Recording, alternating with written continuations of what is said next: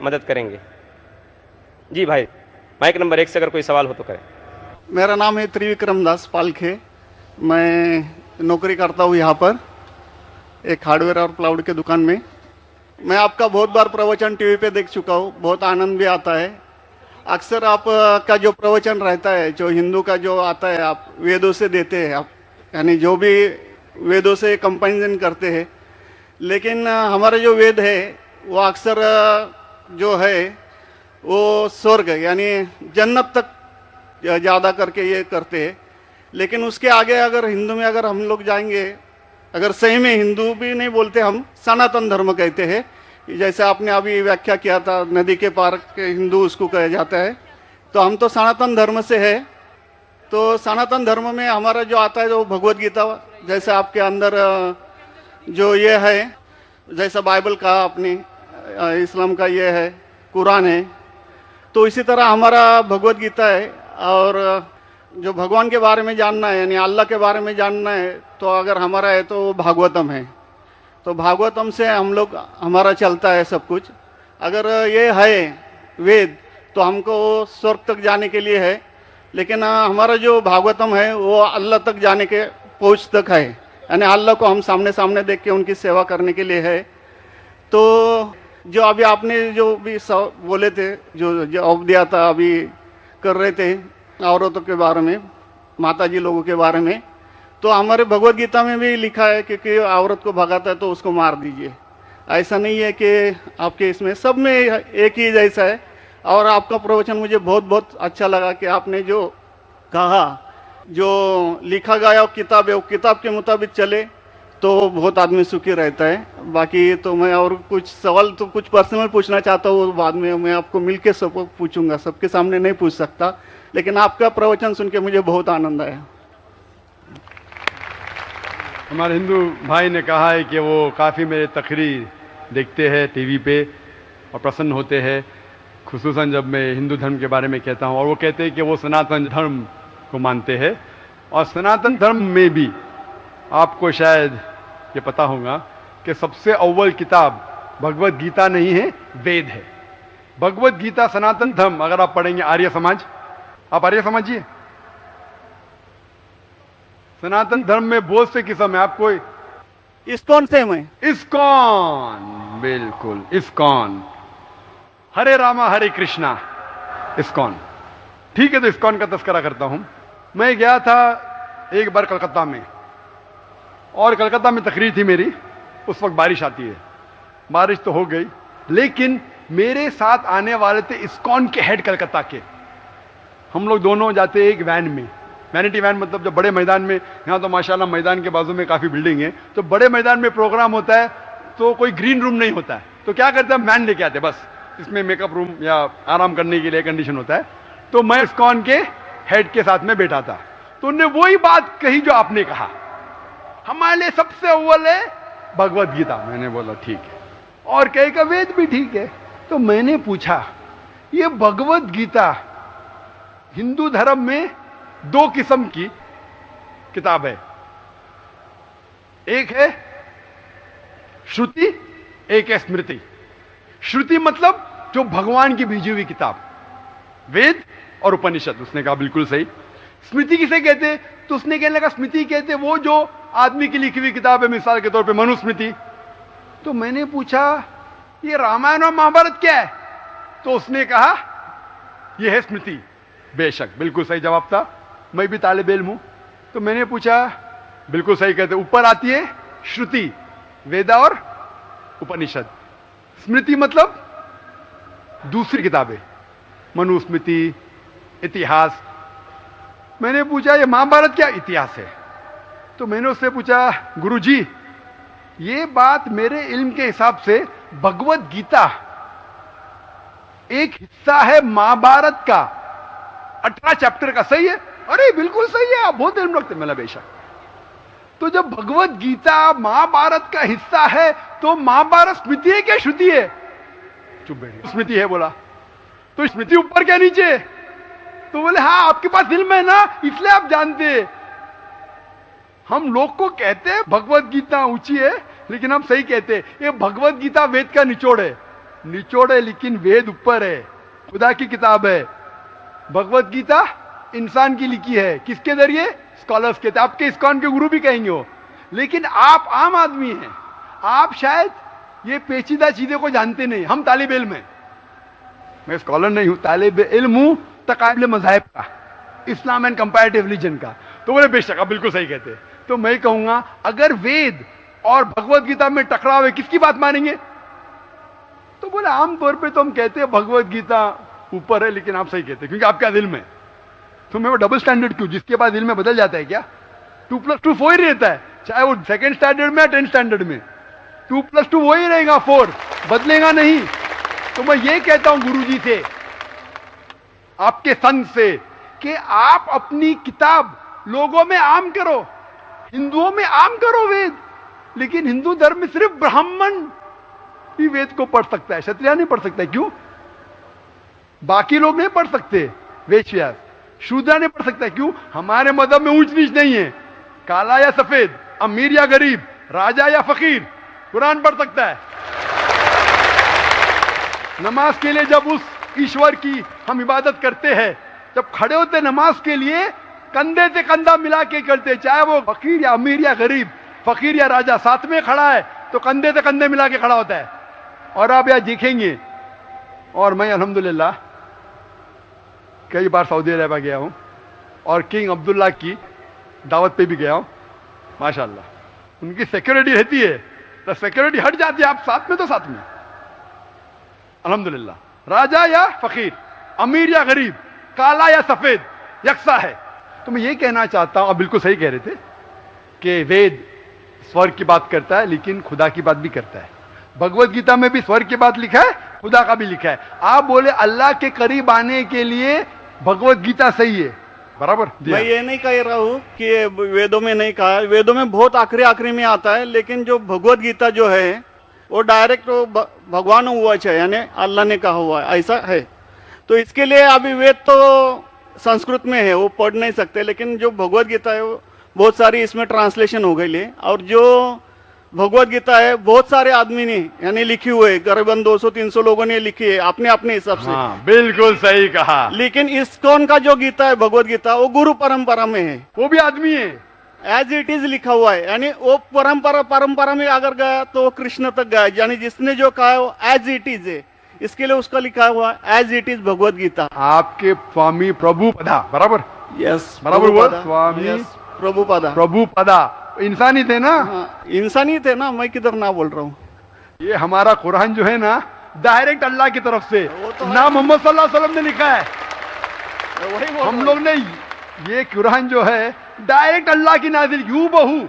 इसलिए जितने भी दिगर मज़ाहिब की किताब है, जैसे वक्त जाने लगे बदलते गए। आप बिल्कुल सही कहते, 300 किस्म की किताब है, बाइबल सैकड़ों किस्म, हमारे IRF में 200 किस्म की बाइबल है। आप किस में मानेंगे? कुरान आप लो, कोई भी कुरान लो, इंडिया में, अमेरिका में, यूके में, हिंदुस्तान में, पुणे में, हूबहू वही है। एक लफ्ज की बात दूर रही, आ की मात्रा, ई की मात्रा, जबर जेर पेश, वो भी फर्क नहीं है, फत्ता दम्मा कसरा में भी फर्क नहीं है।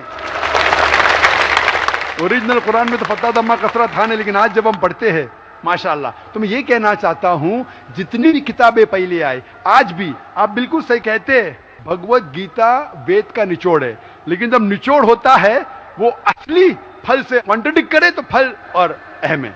मैं बिल्कुल मानता हूं, स्वामी प्रभुपदा मानते हैं कि भगवत गीता क्या है?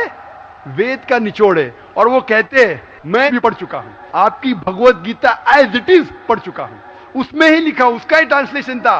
भगवत गीता अध्याय नंबर 7 श्लोका नंबर 20 में, जो कोई दुनियादारी के पीछे भागता है वो गलत खुदाओं के पीछे भागता है। आपकी भगवत गीता में लिखा एज इट इज में, और उसका अगर प्रीफेस पढ़ेंगे उसमें लिखा है कि ये जो वेद है वो गाय है, बहुत से गाय है, और कृष्ण क्या है? दूध निकालने वाला इंसान। और दूध क्या है? भगवत गीता है। सही कह रहा हूं कि नहीं? प्रीफेस में लिखे है। कौन कहता है? आपके स्वामी प्रभुपदा। मुझे उसका ट्रांसलेशन पसंद है। अक्सर हमारे वहां भी माशाअल्लाह 50 से ज्यादा भगवत गीता है। मैं लेकिन स्वामी प्रभुपदा की गीता को पसंद करता हूं, अच्छी गीता है, इसीलिए मैं प्रीफेस कह रहा हूं। लेकिन उसमें भी लिखा हुआ है, उसके अंदर भी वो निचोड़े वेद का निचोड़ है, लेकिन निचोड़ मतलब नहीं कि असल फल को गाय को छोड़ देंगे, गाय चले जाएंगी तो दूध क्या करेंगे आप? गाय रहेंगी तो दूध मिलते रहेगा ना, दूध को लेंगे गाय को मार देंगे, दूध आपका खत्म हो जाएगा। भाई गाय को जिंदा रखो, रोज दूध लो, बराबर के नहीं, दूसरे बच्चे पैदा करेंगे गाय, लेकिन तो गाय को मत छोड़िए। इससे हमें पता लगता है, उसमें लिखा हुआ है, आपके वेद में लिखा हुआ है कि और एक पैगंबर आने वाला है। आपकी भगवत गीता में लिखा है चैप्टर नंबर 4 में वर्ष नंबर 7 से 8 में, यदा यदा धर्मस्य, यानी युग युग में जब भी परेशानी आएंगी इस धरती पे तो मैं एक रूप हासिल करूंगा, अवतार। अवतार की सही मानी आपको मिलेगा वेद से, उसमें पता चलता है जिसे हम कहते हैं पैगंबर। आखिरी पैगंबर, आखिरी अवतार कौन है? कल के अवतार। अगर आप भगवत गीता में मानते, अगर आप वेद में मानते, आपको आखिरी अवतार कल के अवतार में मानना ही पड़ेगा, फिर ही आप कह सकते मैं असल भक्त हूं भगवत गीता का। वो तो है ही, आपने जो बताया कल के अवतार तो आने वाला तो ही है, मानते कल के लास्ट अवतार में आने वाला है। आ चुका है। और उसमें लिखा था कल के अवतार की मां के नाम क्या है? सुमति। सुमति की मानी अमन, अरबी में कहते हैं आमिना। मोहम्मद सल्लल्लाहु अलैहि वसल्लम के वालदा का नाम था आमिना। उसमें लिखा है कल के अवतार, चैप्टर नंबर, अभी हवाला भी दे रहा हूं मैं, टाइम मिल रहा है ना, कल के अवतार चैप्टर नंबर 2 वर्ष नंबर 5 श्लोक नंबर 5, 7, 9, 11, 15। इसमें लिखा है कि उसके वालिद का नाम है विष्णु यास। विष्णु यास मतलब खुदा का बंदा, अरबी में तर्जुमा करेंगे अब्दुल्ला। मोहम्मद सल्लल्लाहु अलैहि वसल्लम के वालिद का नाम था अब्दुल्ला। उसमें लिखा है वो इसी जगह में पैदा होंगे जो अमन की जगह है। हम मानते हैं कि मक्का एक अमन की जगह है। उसमें लिखा है कि वो उस फैमिली में पैदा होंगे जो उस इलाके के अमीर होंगे। हम जानते हैं कि कुरैश के फैमिली में पैदा हुए थे मोहम्मद सल्लल्लाहु अलैहि वसल्लम। उसमें लिखा है कि वो 12वीं तारीख माधव के दिन पे पैदा होंगे, वो 12वीं रब्बी अव्वल मोहम्मद सल्लल्लाहु अलैहि वसल्लम पैदा है।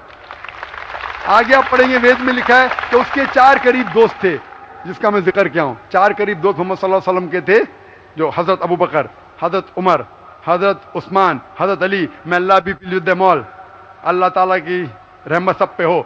किसके बारे में जिक्र करें? उनको सबसे पहली जो वही आएंगी वो आएंगी एक गार के अंदर। हम जानते हैं मोहम्मद सल्लल्लाहु अलैहि वसल्लम सबसे पहली वही आए गारे हिरा में। फिर वो करेंगे हिजरत, नॉर्थ की तरफ फिर से वापस आएंगे। मोहम्मद सल्लल्लाहु अलैहि वसल्लम हिजरत की मदीना जो नॉर्थ के ऊपर है, फिर से वापस आए। मैं तो 1 घंटा सिर्फ तस्करा कर सकता हूं। मोहम्मद सल्लल्लाहु अलैहि वसल्लम हिंदू धर्म में वक्त नहीं है। मैं ये पूछना चाहता हूं, आप मानते क्या इस कल के अवतार में? आप मानते मोहम्मद सल्लल्लाहु अलैहि वसल्लम आखिरी पैगंबर है? मैं तो कुरान 3 बार पढ़ा हूँ साहब, मैं तो मानता हूँ कुरान को, वो बात नहीं है। मानना सिर्फ जरूरी नहीं, अमल करना जरूरी है। मैं कहूंगा मैं खुदा को मानता हूं, खुदा की बात पे अमल ना करता हूं तो बेकार है। मैं कहता हूं मैं मेरे वालिद से बहुत मोहब्बत करता हूं, वालिद की बेइज्जती करता हूं, वालिद की बात नहीं मानता हूं, वालिद से बदतमीजी करता हूं, तो क्या फायदा? आप समझ रहे ना? समझ रहा हूँ मैं, लेकिन आपने कुछ पहले ही अभी 10-15 मिनट पहले ही आपने कहा था कि जो भी है कुरान है, वेद है और बाइबल है, कि जो जो उसमें लिखा हुआ है खुदा ने उसके ऊपर अमल करना चाहिए। तो मैं अपने इससे अमल करता ही हूँ, जो कुछ मानता तो हुई है खुदा एक ही है करके, वो तो मानता ही है। बिल्कुल मैं नहीं बोल रहा कि आपके लिए कोई खुदा अलग है, मेरे लिए कोई अलग है, या ईसाई के लिए कुछ अलग है। आप सनातन धर्म के हैं, मैं जानता हूँ सनातन धर्म में एक खुदा को मानते हैं। वो मानते खुदा की प्रतिमा नहीं, अक्स नहीं है, बराबर ये मानते। लेकिन मैं ये जानना चाहता हूँ, आप कल के अवतार में आप मेरे सवाल को घुमाओ मत। मैं जानता हूं, नहीं है मैं ये जानता हूं, सनातन धर्म के बारे में जानता हूं। पहले स्टेज में आप पास कर चुके, एक खुदा में मानते हैं, बिल्कुल सही। मैं ये बात जानना चाहता हूं कि उस खुदा के अवतार पैगंबर, आखिरी पैगंबर में आप मानते हैं क्या नहीं? मोहम्मद सल्लल्लाहु अलैहि वसल्लम, ये मेरा सवाल है। यानी मोहम्मद पैगंबर को आप मानते कि वो आखिरी पैगंबर थे क्या नहीं मानते? वो तो मानता हूँ मैं, मुझे मालूम है ना मोहम्मद पैगंबर आखिरी थे मोहम्मदियन में। वो तो मानता ही हूँ। मोहम्मदन में ने आपके लिए सबके लिए ही है ना। बिल्कुल सही। तो कोई अब धर्म कोई एक मजहब का थोड़ी रहता है, गुरु तो सबके लिए रहता है। वो एक मजहब का थोड़ी गुरु रहता है कि वो एक मजहब के लिए, वो सब मजहब के लिए गुरु रहता है, तो मानता ही मैं उसको। बिल्कुल सही। लेकिन ये कहना कि सब मजहब यकसा है हूबहू, ये सही नहीं। यकसानियत है, इसीलिए मैंने कहा यकसानियत पे अमल करो। आप बोलेंगे मैं सब हिंदू चीज पे अमल करूंगा, कई हिंदू जाते बुत परस्ती करने के लिए, आपने करते, अच्छी बात है अल्हम्दुलिल्लाह, इसीलिए मैं आपको कांग्रेचुलेट करता हूं। आप बुत परस्ती नहीं करते, मैं आपको कांग्रेचुलेट करता हूं। मैं कांग्रेचुलेट करता हूं क्योंकि सनातन धर्म बुत परस्ती नहीं करता है। अल्हम्दुलिल्लाह सुम्मा अल्हम्दुलिल्लाह आप आधे इम्तिहान में सफलता पा गए। अभी ये पूछता हूं मैं, जैसे आपने कहा आप अगर मोहम्मद सल्लल्लाहु अलैहि वसल्लम को आखिरी पैगंबर मानते हैं तो उसके पैगाम पे अमल करना जरूरी है। सिर्फ पैगाम को पढ़ना जरूरी नहीं, पैगाम पे अमल करना जरूरी है। अगर मैं कहता हूं मानता हूं लेकिन अमल नहीं करता तो कोई फायदा नहीं। तो ये होता है कि अपने मन से खुदा की बात, तो आखिरी पैगाम है कुरान शरीफ और आखिरी पैगंबर मोहम्मद सल्लल्लाहु अलैहि वसल्लम में मानना जरूरी है, फिर ही आप सही तरीके से मजहब को पहचान सकेंगे। Hope the answer the question. नहीं, थैंक यू। कुछ बोलने का आपको? मुझे ये कहना चाहिए था, अभी आप बोल रहे थे अमल करना चाहिए, अमल करना चाहिए, तो मैं मोमिन बनने का पूरा कोशिश किया, क्योंकि मैं वो मोमिन का क्या रहता है वो 3-4 इसमें सुन चुका हूँ। मोमिन का क्या रहता है? मोमिन का जो बताया था ना, क्या जो रीजन जो कैसा रहता है मोमिन, कैसा रहता है मैं जानना चाहता हूँ। नहीं, मैं इतना याद में जितना रखा हूँ मैं जो भी बोल याद नहीं सकता है, जो भी याद है बोल लीजिए, नो प्रॉब्लम। जो कमी है मैं पूरी कर लूंगा। नहीं नहीं यार, जान लीजिए, अगर दूसरे को भी क्वेश्चन पूछना है, मैं आपसे सबको मौका मोहब्बत मिलना करता चाहिए। हूँ, मैं आपसे मैं आपको मोहब्बत करता हूँ। पर्सनली मिलता हूँ बाद में। अच्छा, बाद में मिलेंगे स्टेज के बाद इंशाल्लाह। ओके, ठीक है। हरे कृष्णा। बहनों की तरफ से कोई अगर सवाल हो तो गैर मुस्लिम बहनों को तरजीह दी जाए, उनको पहले मौका दिया जाए। My name is Sneha Manoj Raizada. I'm studying. My question is, I want to convert into a Muslim. I'm following Islam for a year now, and I have a problem. My parents